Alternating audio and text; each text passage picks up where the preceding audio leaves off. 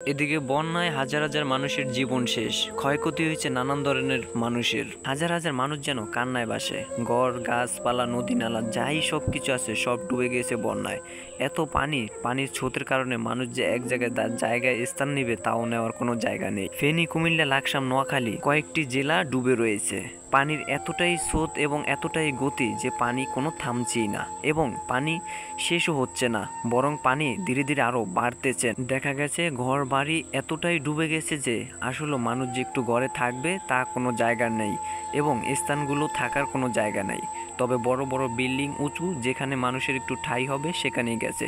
এছাড়া ঘরের চালের উপরও কিছু মানুষকে দেখা গেছে যারা কিনা ঘরের চালের উপরে বিশ্রাম নিতেছে, এবং জানা গেছে বিভিন্ন জেলা থেকে মানুষ তাদের জন্য টাকা উত্তোলন করতেছেন এবং টাকা উত্তোলন করে তাদেরকে সাহায্যের হাত বাড়িয়ে দিতেছেন। এজন্য খুবই ভয়ানক বন্যা।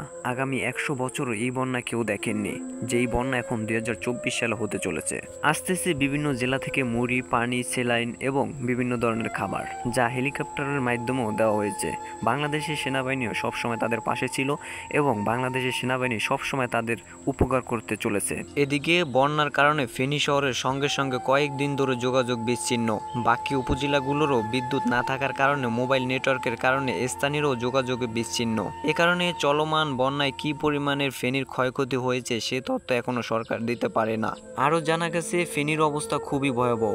পানির তীব্র স্রোতে হেলিকপ্টার ব্যতীত উদ্ধার অভিযান সম্ভব নয়। গত 100 বছর এমন বন্যা হবার রেকর্ড নেই।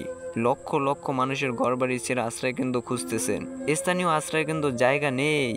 তীব্র স্রোতে গবাদি পশু, মাছ ভেসে গেছে। অসংখ্য মানুষ পানিতে ভেসে যেতে পারে। বিশেষ করে শিশু, বৃদ্ধরা, এবং খাদ্য নয়, মানুষের দরকার স্ক্রিন বোট, নৌকা, ট্রলার, আরও অনেক কিছু। তো সেই ক্ষেত্রে সেখানে হাজার হাজার বোট পাঠিয়ে দেওয়া ব্যবস্থা হোক, এটা আমি কামনা করি। তো আপনি দাঁড়িয়ে থাকছেন কেন? এই বন্যার সময় মানুষের পাশে দাঁড়ান এবং সবাইকে সহযোগিতা করতে চেষ্টা করুন। আল্লাহ তাআলা যেন তাদেরকে এই বন্যার ভিতরে বাঁচিয়ে রাখে এবং তাদের হায়াত বেশি করে দেখ।